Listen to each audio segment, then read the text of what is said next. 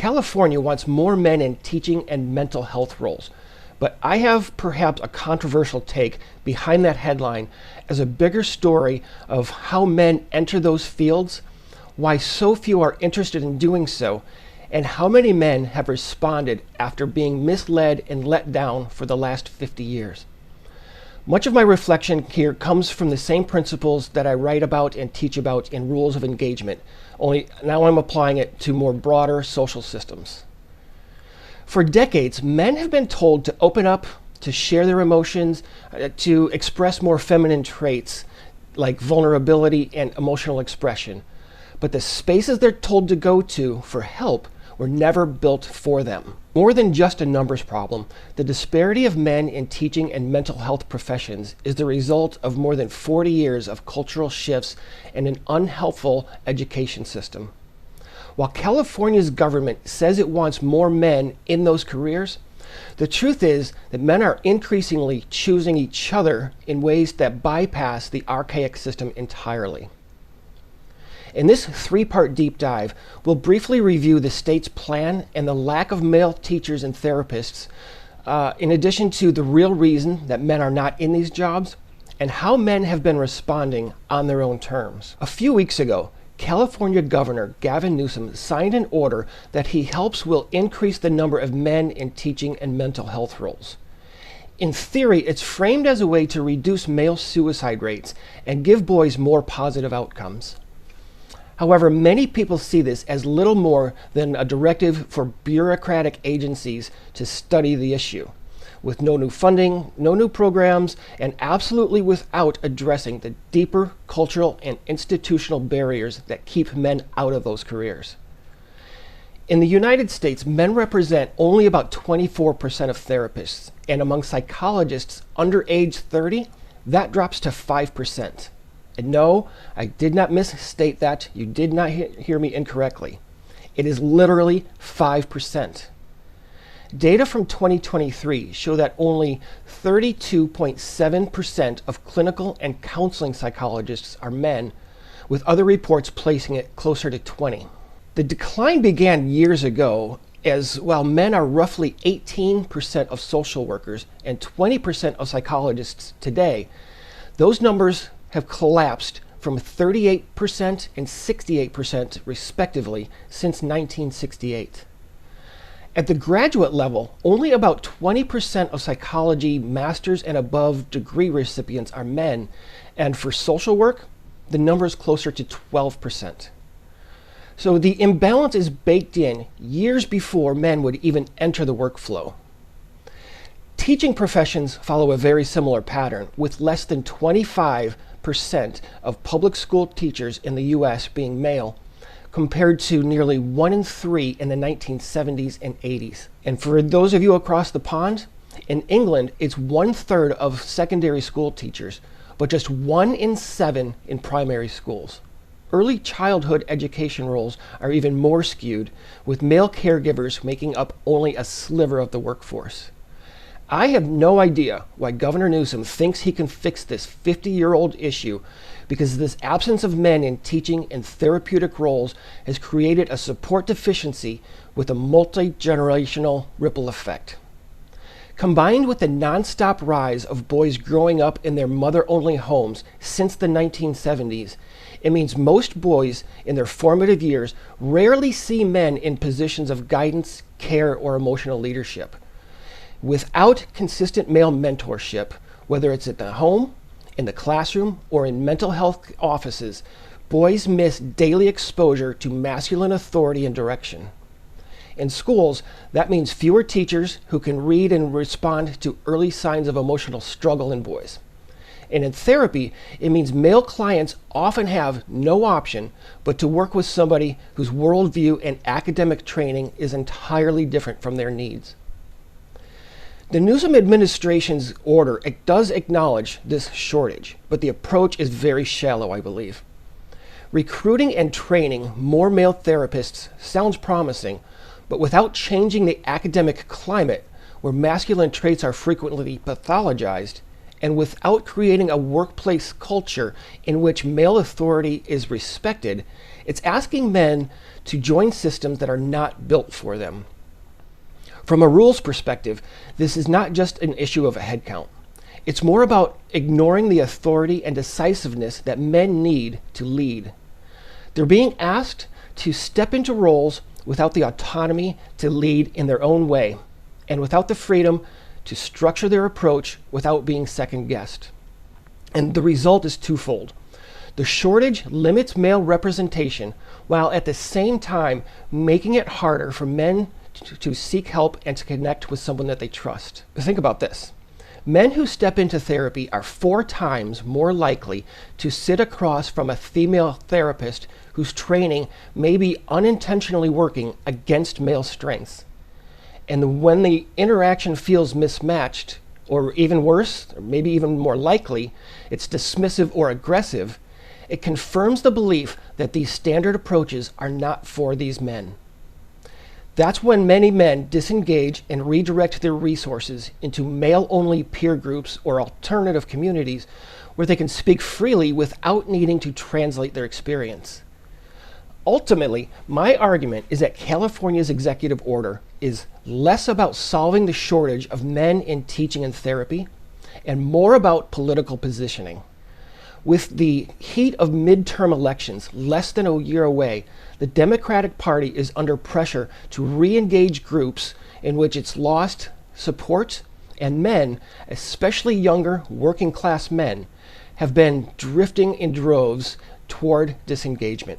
Newsom framing his order as a men's mental health initiative creates a headline that appears bipartisan and compassionate, while also serving as a quiet outreach to pull disenfranchised male voters back into the fold.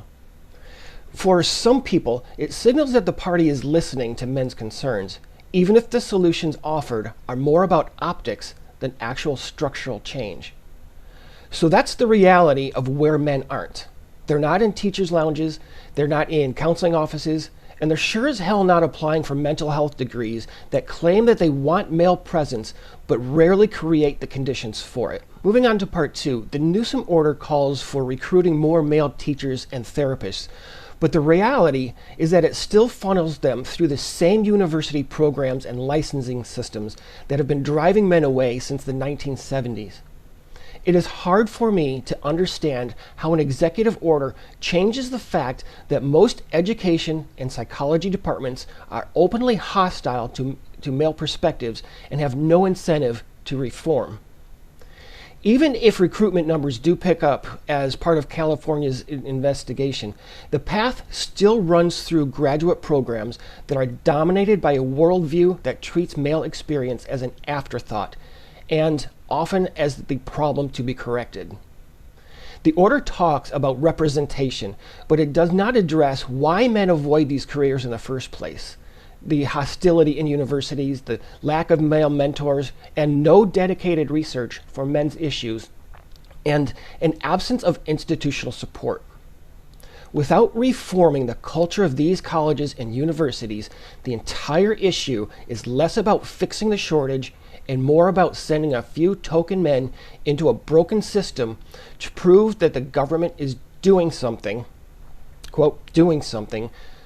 From a rules of engagement perspective, that's walking into a space with no authority, either legitimate or perceived, and no insight to adjust the environment to fit men's strengths. For most of the past 40 years, men were taught to keep their masculine strengths in check while also increasingly adopting more feminine qualities.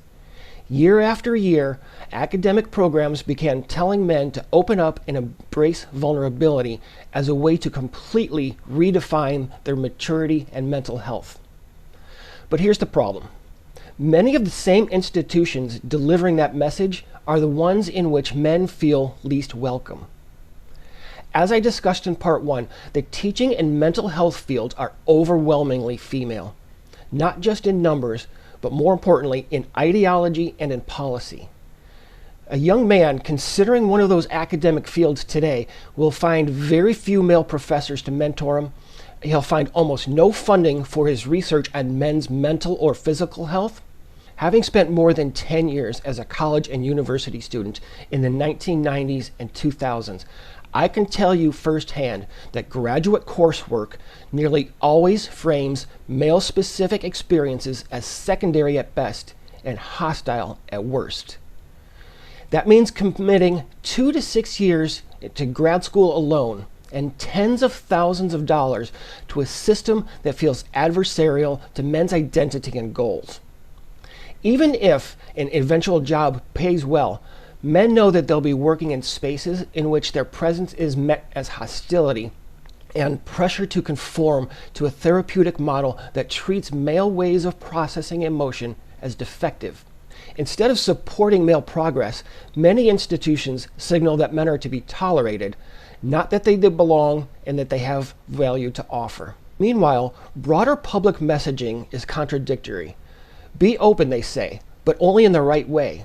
Share your feelings, they say, but within the emotional framework that we approve of.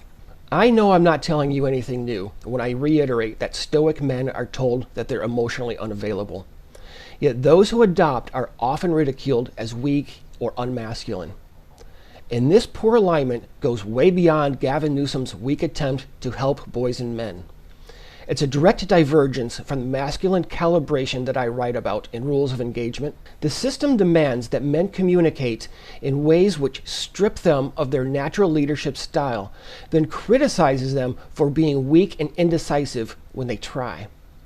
50 years later, that mismatch has led to a quiet but very decisive backlash that ended in men's intentional absence. And as you know, men aren't rejecting emotional growth, but rather rejecting the nightmare of pursuing or learning it inside institutions that neither understand nor respect how they operate. From a resource management standpoint, the smartest move for men, I think, is to stop pouring valuable time, money, and energy into systems that erode their authority and violate their boundaries of self-worth. Because when the gatekeepers to an industry are hostile to your presence, the answer is not to beg for re-entry or to help solve a country's half-century-old problem that the government actively built to redefine masculinity. So that's why so many men are steering clear of degrees and careers in mental health and teaching. And I cannot believe that California or anyone else needs an executive order to figure it out. Now let's dive into what men are building instead and why those spaces are often more effective than the official system that Newsom's order wants to expand. From private coaching groups to professional-led YouTube and Discord communities, men are creating support networks that actually welcome them and attend to their masculine needs. You probably know of several, and they're not unstructured. They're not random chat rooms. They're actually action-focused spaces run by peers and often fully credentialed experts. They deliver coaching, accountability, and real-world problem-solving without the institutional baggage of formal therapy, and they do it in a style that men actually use. So in this final part, I'll break down what those groups look like, how they work through principles that I write about, and why orders like California's cannot compete unless the entire nation's culture changes from the ground up. Faced with a shortage of male teachers and therapists, in addition to a lingering reluctance to seek help, many men have started building their own support systems, and I love it. These include everything from invite-only online forums to structured in-person groups that operate kind of like a hybrid of personal improvement with a side of mentorship. Some of these are free and organized around life stages or events. Others, as you know, they run on paid membership with regular online sessions, maybe retreats or guided discussions. With offering so much more than mental reconditioning, the value of these systems lies within their authority without apology and their calibrated problem solving that fits with how men communicate. 15 years ago, pretty much the only option was a meetup, but increasingly, these communities live online, whether it's channels like this one, private coaching sessions, or a simple Discord server. Even when it's not a formal therapy session, men are getting what they need, and they get it tailored to perfection, often from formally educated and licensed mental health professionals. The guidance often mirrors what you'd hear in a therapist's office, minus the feminist framing or the sense that you are entering a room in which you are the problem to fix, And before bed, she's sharing your insecurities at happy hour with the rest of her T-app users from her office. From a rules of engagement standpoint, this is resource management. With lower friction, it has protection of personal value and male-driven relevance to better understand and give a return to men who are asking. One of the aspects that I really appreciate about many of these groups is that they function like therapy without branding themselves as such. They provide accountability, belonging, and practical problem solving that's often rooted in shared masculine experience. Many of them adopt clear expectations of conduct, they offer evidence-based guidance, and favor concrete steps as opposed to extended emotional digging. Whether it's finances and fitness or leadership and relationships, their messages are simple. Action and discussions that actually resonate. Quite simply, it's not a plethora of dialectical behavior therapy, Gestalt therapy, or existential therapy that women love to learn about in grad school and cannot wait to show off to their clients. The growth of men's self-directed sources of support also reflects a broader and continuing distrust of formal systems that we discussed. When 80% of therapists are women, as I discussed in part 1, and the dominant norms of traditional settings do not address male communication, many men choose real-world knowledge and authority of other men who actually get it without translation. California's executive order does give a little attention to this trust gap, yet it still tries to pull men back into this same traditional system, recruiting male teachers and therapists without acknowledging the hostile training or institutional attitudes that those men would have to be working within. That risks creating token placements while the majority of men keep seeking answers and support where the process actually fits for them. In practice, these independent communities for men are doing what traditional services claim they want, re-engaging men who have already checked out. The difference is that they do it with understanding of masculine authority, the preservation of dignity, and calibrated delivery without permission, paperwork, or political posturing. As I also recommend in Rules of Engagement, it's imperative for men to take control of their own outcomes. And maybe that means re-engineering the entire support landscape on their own terms and outside the reach of traditional resources. The signal for the past 5 years is very, very undeniable. If mainstream services do not adapt to men, men will keep building systems that do. For those of you who are still here, thank you tremendously, and I really do want to know your thoughts. Should traditional services adapt to men as Newsom and his government want, or should they be replaced? I really want to know your thoughts in the comments, so please subscribe, and I'll see you next time.